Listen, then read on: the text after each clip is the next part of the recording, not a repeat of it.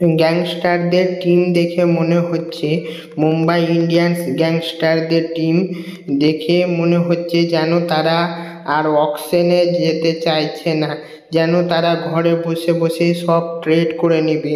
যেমন আজকের মধ্যেই তারা লর্ড শার্দুল ঠাকুর এবং রাদারফোর্ডকে ঘরে বসে বসেই ট্রেড করে নিল।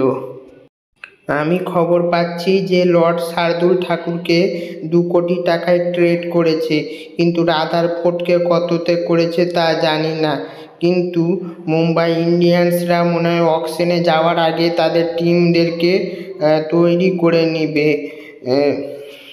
এমনি মুম্বাই ইন্ডিয়ান্সকে আমি গ্যাংস্টারদের টিম বলি, যখন সব টিম মুম্বাই ইন্ডিয়ান্স যখন গ্যাংস্টারদের টিম যখন দুটা এত ভালো ট্রেড করলো, তখন আমি মুম্বাই ইন্ডিয়ান্স টিমকে আরেকটা ট্রেড করতে বলতে চাইছি যে তারা যেন অকশনে গিয়ে প্রথমে ক্যামেরন গ্রিনকে টার্গেট করে যেমন করেই হোক তারা ক্যামেরন গ্রিনকে তাদের টিমে নিয়ে নিক।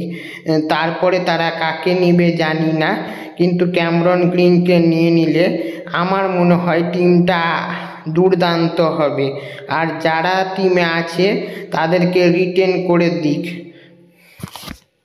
রবিন মিঞ্জ, রিস্টপলি এবং আল্লাহ গাজানফার এদেরকে মুম্বাই ইন্ডিয়ান্স টিম বাদ দিয়ে দিতে পারে, আরও বেশ টিম হয়ে গেছে। আমি আরেকটা মুম্বাই ইন্ডিয়ান্স টিমের কাছে অনুরোধ করতে চাই যে তারা যদি পারে তো তারা মোহাম্মদ শামিকেও যেন টার্গেট করে অকশনে। তারা যেন যেমন করে হোক মোহাম্মদ শামিকে তাদের টিমে নেয়। মুম্বাই ইন্ডিয়ান্স টিম যদি পারে তাদের টিমে যেন মোহাম্মদ শামিকে যেমন করে হোক নিয়ে নিক, আমি এটা বলতে চাই। কারণ মোহাম্মদ শামির এখন খেলা ভালো খেলছে দেখা যাচ্ছে। আমি জানি না মুম্বাই ইন্ডিয়ান্স টিম কাকে আর কাকে নিতে পারে, কিন্তু মুম্বাই ইন্ডিয়ান্স টিম যেমন করে পারুক তাদের টিমে যেন ক্যামেরন গ্রিনকে অকশনে বা যেমন করে হোক তাদের টিমে নিয়ে নিক এবং 2026-এর IPL খেলাক।